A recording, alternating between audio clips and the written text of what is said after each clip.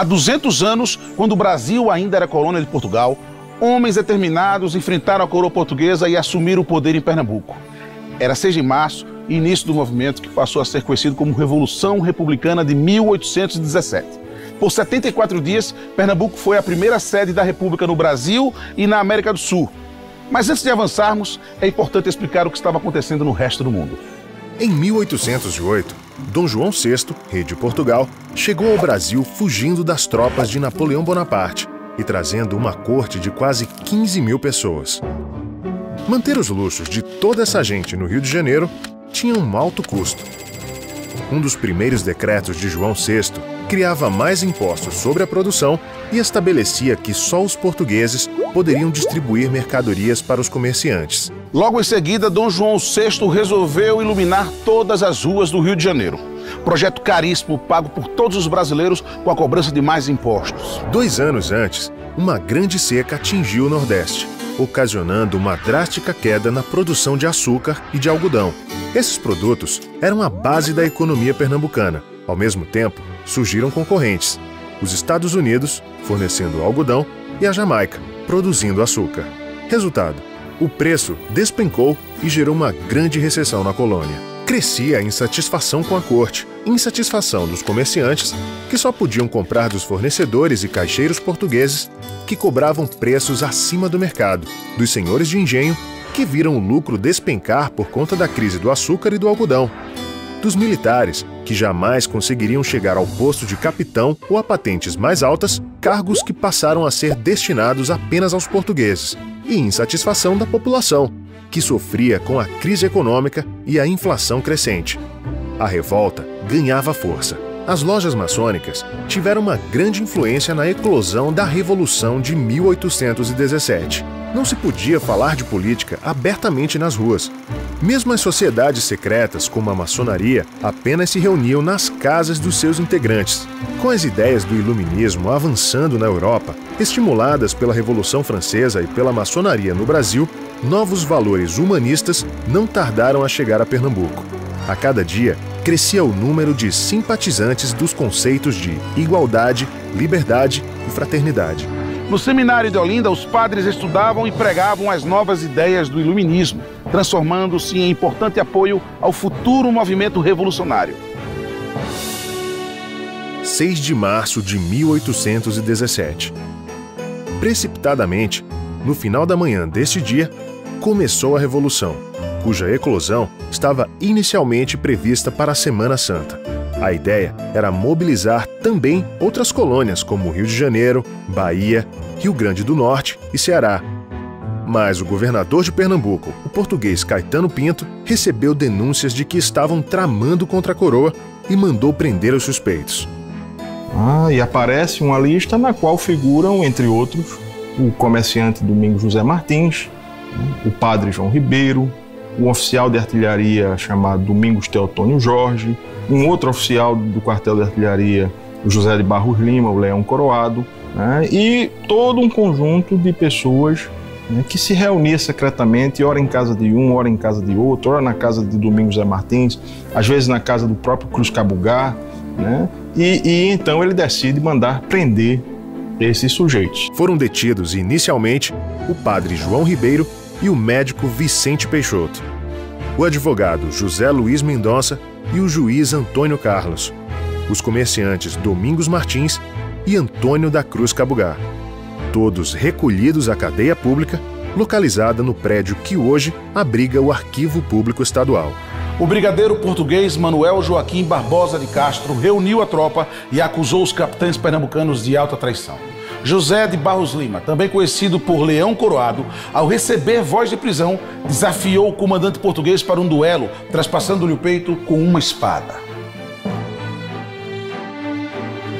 Então, quando a espada fere o brigadeiro, é como se diz, houve o ferimento do absolutismo. O brigadeiro era o absolutismo, a espada era exatamente o Estado republicano. Então a república é a espada, embora que a espada seja também a contraface da morte. Mas ali ela está representando a interface da vitória. Antes que os portugueses conseguissem tomar qualquer providência, os militares pernambucanos declararam o início da Revolução. Seguiram rapidamente rumo ao Palácio do Governo para prender o governador Caetano Pinto. Juntaram as armas disponíveis, inclusive um canhão de pequeno porte, e seguiram. Caetano Pinto já havia escapado de barco pelo rio Capibaribe.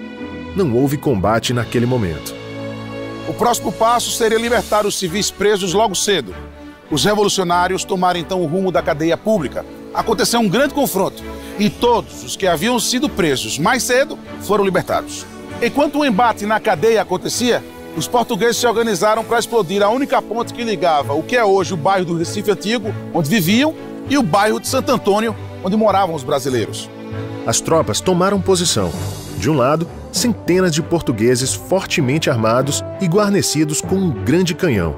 Do outro, dezenas de pernambucanos com um pequeno canhão. Mas o capitão Leão Coroado era um competente artilheiro e, com o pequeno canhão, acertou a base inimiga, abrindo caminho para o ataque dos revolucionários. Estava vencida a primeira batalha. Viva a pátria! Abaixo a tirania real! Viva a Revolução!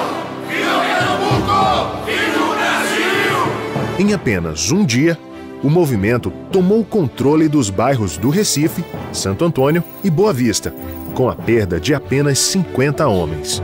O Forte do Brum, o maior e mais equipado da colônia, ainda não havia caído nas mãos dos revolucionários. E foi lá que se refugiou o governador deposto.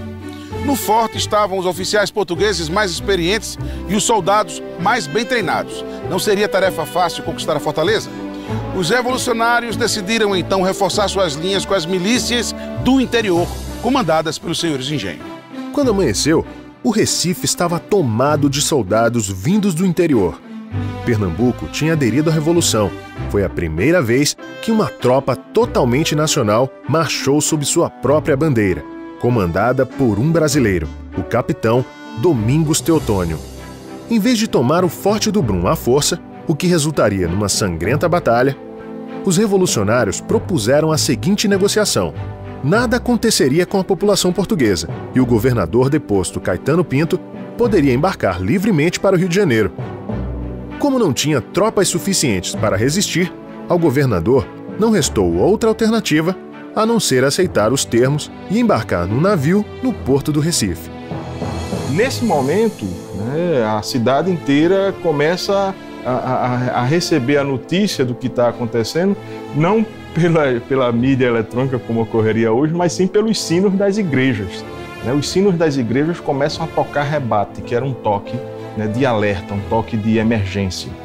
E aí as pessoas começam a saber que alguma coisa está acontecendo e os gritos da multidão falam que está em curso uma revolução contra o governo. O que passou então a se ver nas ruas do Recife foi uma festa, principalmente dos negros e dos pobres. Centenas de maracatus começaram a desfilar, manifestação cultural africana que era proibida na administração portuguesa.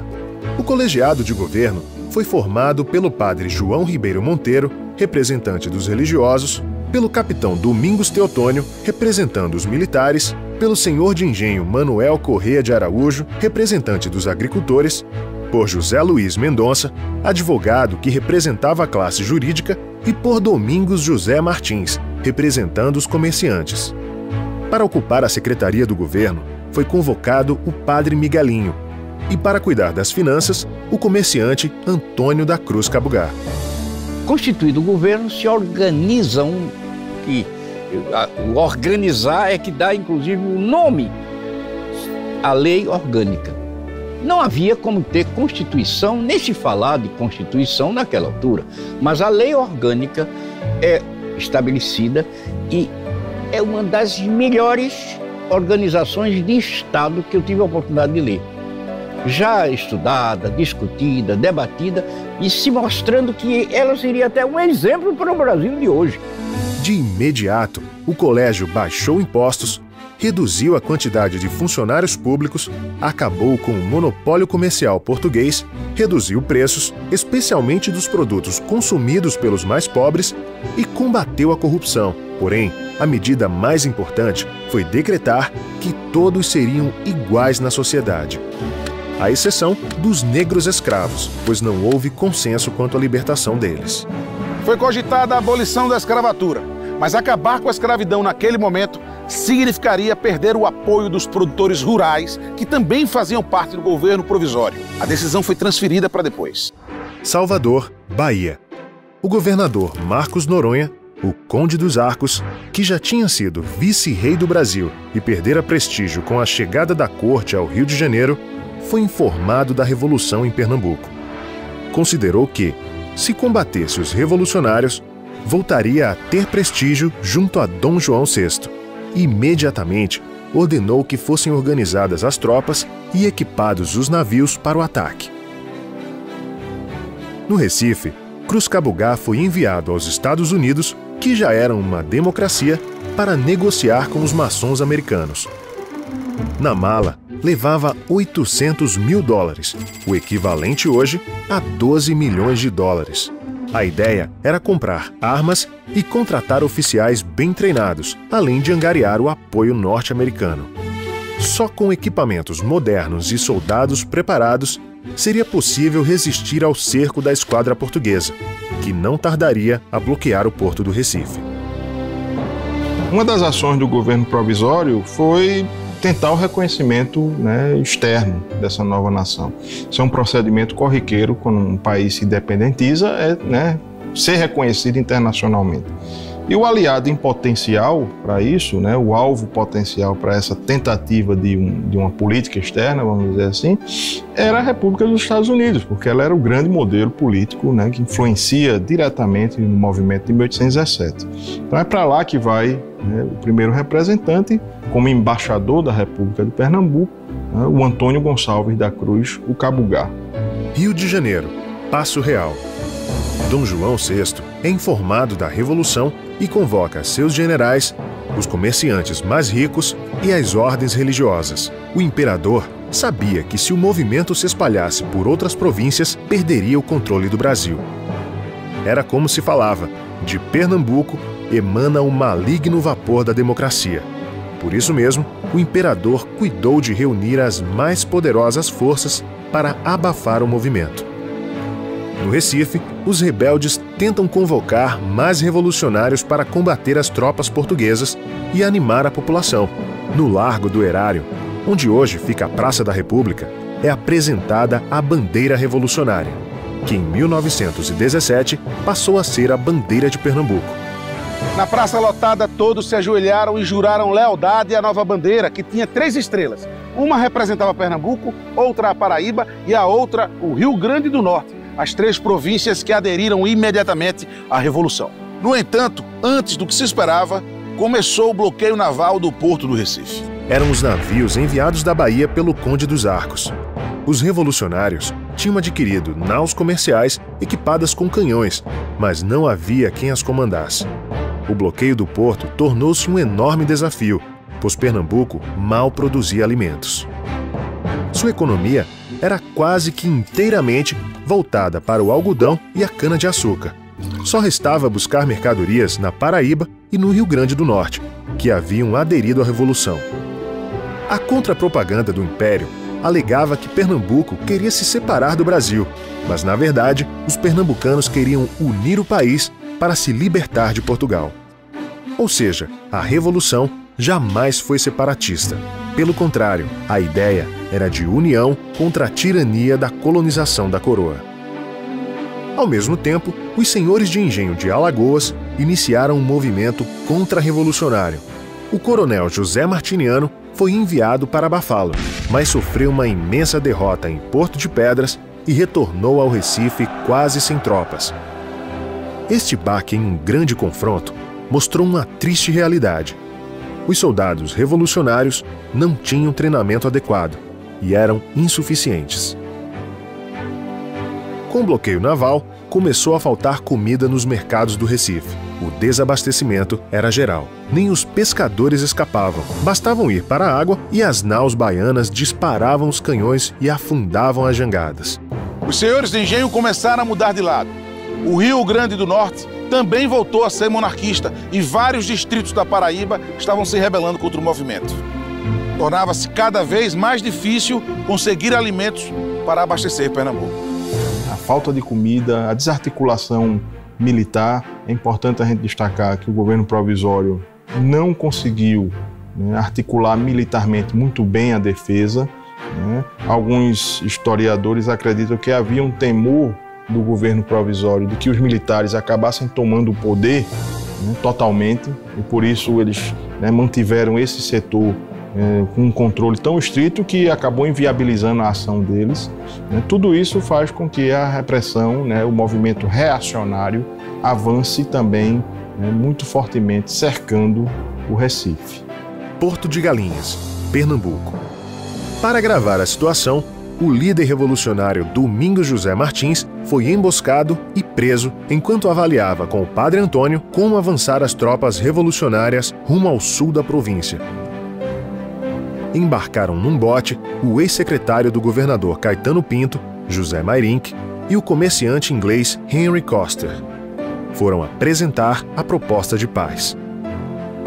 Mas o vice-almirante Rodrigo Lobo, que estava à frente do bloqueio naval, recusou veementemente as tratativas e ainda disse que só desbloquearia o porto do Recife quando visse os pernambucanos ajoelhados perante Dom João VI. Num último ato de resistência, o general Domingos Teotônio formou uma coluna com as tropas restantes e seguiu para Goiânia e Igaraçu, a fim de arregimentar mais apoios. No entanto, reunido com Pedro Veloso, Vigário Tenório, Leão Coroado, Frei Caneca e Padre Miguelinho, chegaram à conclusão que não havia mais possibilidade de vitória. Não existiam mais condições políticas nem militares de prosseguir. Desfez-se ali o exército da Revolução. Forte das 5 Pontas, Recife, 8.000 homens provenientes da Bahia já cercavam Pernambuco. As tropas reais tomaram o forte e libertaram os oficiais portugueses que estavam lá presos. O caminho ficou livre para, no dia 21 de maio, o exército do general Cogominho das forças portuguesas chegar ao Recife e tomar a cidade. Só então, o vice-almirante Lobo desembarcou e assumiu o governo em nome da coroa. Seu primeiro decreto: quem entregasse os que eram denominados de traidores receberia 400 réis de premiação. Se fosse escravo, a denúncia representaria liberdade imediata. Um a um, vão caindo os revolucionários. Ao final, a repressão implacável contra os revolucionários resultou em mais de 1.600 mortos e feridos e cerca de 800 degredados. Outros milhares foram vítimas de sucessivas devassas. Como represália, Pernambuco perdeu parte de seu território ao sul, onde se formou uma nova colônia, a de Alagoas. Presente da coroa para os senhores de engenho e aristocratas que permaneceram fiéis a Portugal durante a Revolução de 1817. Mataram todos os líderes, mas as ideias não se matam.